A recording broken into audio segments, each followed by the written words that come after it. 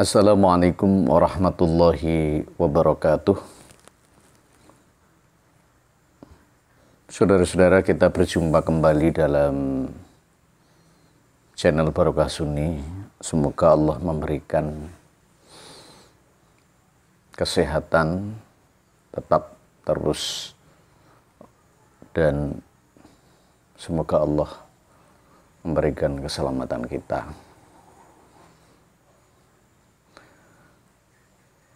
Ada beberapa persoalan penting di dalam kita mencari rezeki. Kalau kita kemarin menjelaskan tentang rezeki yang halal, mempunyai dampak yang positif terhadap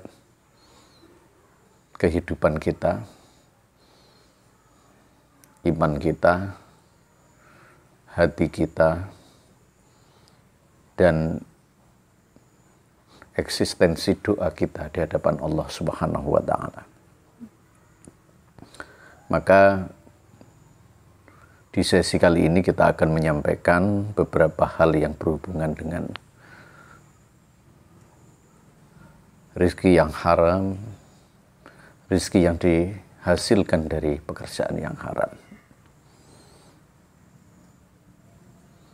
Rasulullah memberikan nasihat, pesan kepada Sayyidina Ali. Wa man akalal haram, barang siapa yang makan barang haram. Artinya hal-hal baik itu berupa rezeki dan kenikmatan dari barang haram. Maka apa yang terjadi? Mata qalbuhu, hatinya akan mati. Hatinya akan keras, hatinya tidak menerima petunjuk, hatinya melawan Allah. Mata qalbuhu, tidak ada kelembutan hati sama sekali. Pada saat berdoa pun tidak yakin bahwa apa yang dilakukan ini adalah sesuatu yang baik. Tidak pernah tersentuh hatinya oleh hal-hal yang baik. Tidak pernah tersentuh hatinya dengan suara dan bacaan-bacaan ayat Quran. Mata qalbuhu, sama sekali tidak ada ghirah untuk melakukan kebaikan yang berasal dari tekad hati. Tidak bisa membedakan mana yang baik dan mana yang buruk dengan menggunakan hati. Tidak bisa berkata dengan hati, rasanya telah hambar dalam merasakan nasib orang lain. Tidak ada belas kasihan sama sekali. Hatinya keras, hatinya tertutup. Maka di dalam sebuah ayat Quran, fi qulubihim maradun fazadahumullahu marada. Dalam hatinya ada penyakit, ada sesuatu yang menghadang nasihat-nasihat yang baik tidak pernah diterima. Fazadahumullahu marada, kemudian ditambah dengan penyakit-penyakit yang baru, hal-hal yang terimbas dari kematian hatinya. Ini diakibatkan dari hal-hal yang haram.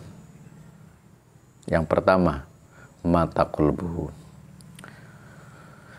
Yang kedua, wa khafatinuhu, enteng agamanya. Agamanya tidak kuat. Agamanya tidak kokoh. Agamanya kadang-kadang surut, kadang-kadang naik. Imannya kadang-kadang kuat, kadang-kadang berkurang. Al-imanu yang yazid wa yangkus, iman kadang-kadang bertambah, kadang-kadang berkurang. Pada saat tambah dia ingat kepada Allah, pada saat berkurang jauh dari Allah, bahkan lupa dengan Allah. Pada saat ibadah imannya berkurang, pada saat dia takwa imannya bertambah. tidak stabil dalam iman.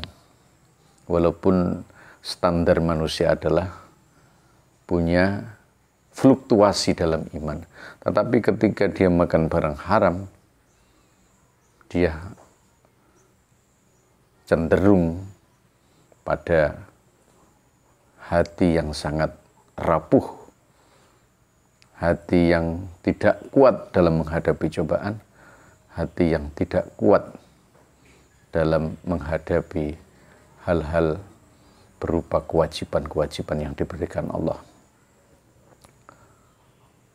Artinya, hatinya tidak mampu memberikan kekuatan iman, hatinya tidak mampu memberikan support untuk menguatkan keyakinan. Karena hati yang bersumber dari hal-hal yang dimakan, yang menjadi darah terbangun, menjadi hal-hal yang menjadi hati dan hatinya akan menjadi sumber dari kerapuhan keyakinannya. Artinya bahwa memang tidak sama sekali mampu menguatkan imannya karena makanan yang dimakan adalah makanan yang haram. Sehingga agamanya ringan, tidak punya kualitas, gampang terombang-ambing, gampang terpengaruh, dan gampang melupakan Allah. Karena imannya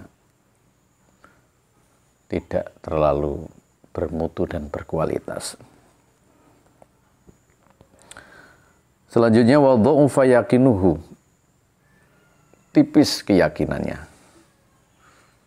Tidak mempunyai keyakinan yang kuat baik dalam ibadah maupun dalam muamalah maupun dalam kepercayaan dan pemahamannya. Pemahamannya tersesat. Kadang-kadang karena pengaruh paham-paham tertentu, dia ikut gampang goyah keyakinannya. Maka keyakinan yang paling harus kita pelihara, keyakinan yang harus kita pertahankan adalah keyakinan Islam ala ahlus sunnah wal jamaah.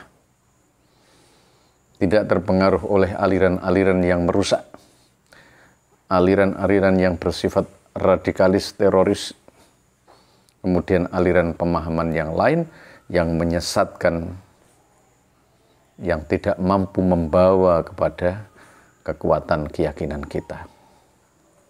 Caranya bagaimana?